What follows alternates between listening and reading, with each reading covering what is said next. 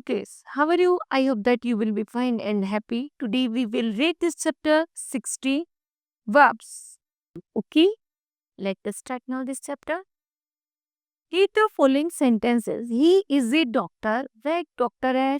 He was a student 5 years back. यहाँ तक कि वह लगभग 5 सालों से पीछे है. Okay, तो denoting weeks है यहाँ पर. तो he is और was. That same. He works hard. वह कठिन परिश्रम करता है. But he sleeps a lot. लेकिन वह फिर भी पीछे हो जाता है. आगे है. He has a new blue sedan. He had a red car last year. उसके पास अभी blue sedan है, लेकिन अभी पिछली साल उसके पास red car भी थी. Okay. आगे we already know, हम जान चुके हैं that the colored words in the above sentence are verb. जो colored word है वो क्या है? Verb है. That same, they tells us what a person, an animal or things does. But verbs can be understood the 3 ways. Verbs that denote dates. For example, in the first sentence, the word is and was are not actions, but they are verbs. They tell us what a person or things is.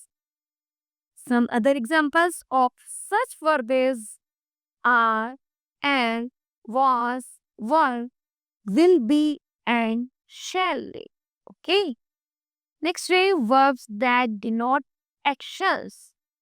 In the second sentences, the word works and sleeps, जो भी हमारे सोने और आदि जो भी कार्य किए जाते हैं, that take place, किसी भी स्थान को लेकर किए जाते हैं, that's called denotes actions word. Okay. Next है verb that denotes possessors. In the third sentence, the word has and had are not action doing words. Has और had क्या है? ये कोई doing action word नहीं है. But they tells us about belonging. बल्कि ये जो शब्द है ये हमें किसी से belong के बारे में बता रहे हैं. उससे relation create कर रहे हैं. That's called denote possessors word. The words that denote belonging are has, have, had, will have, and shall have, etc. Okay. Next है subject, verb and agreement. Subject और verb चार्ट में हमको choose करना है. This Rohit is doing his homework. तो Rohit first word क्या होता है हमारा? फर्स्ट वर्ड है हमारा सब्जेक्ट. क्या है? सब्जेक्ट. और जो अदर वर्ड बचा वो क्या है हमारा? वर्ब, क्रिया. ओके. तो सब्जेक्ट है जैसे राफ. इज डूइंग क्या है? क्रिया. That subject is and verb is watching. Next है they are the doctors. They are the doctors.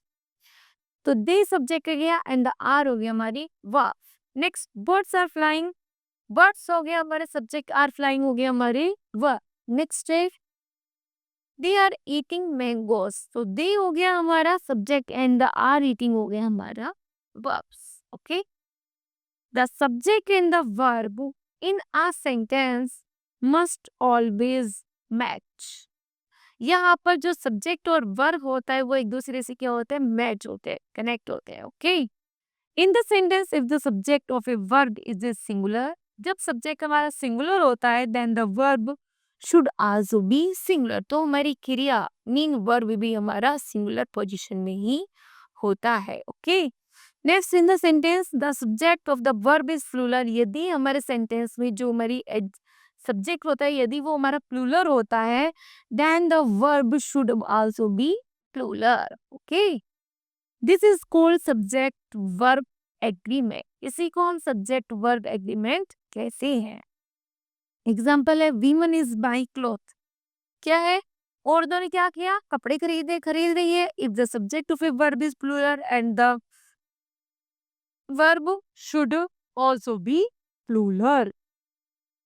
Clothes. Okay. That's women are the playing clothes. Here the subject and the verb in the sentence. यहाँ पर subject और जो verb है sentence में must always match. वो एक दूसरे से क्या होती है? हमेशा मैच करती है. This is called subject. Verb agreement, इसी को हम सब्जेक्ट वर्ब एग्रीमेंट कहते हैं।